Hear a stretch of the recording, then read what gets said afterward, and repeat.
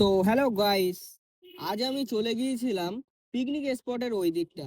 তা ওই দিকের পরিবেশটা এত সুন্দর, তা দেখে ভাবলাম যে একটা ভিডিও বানাই।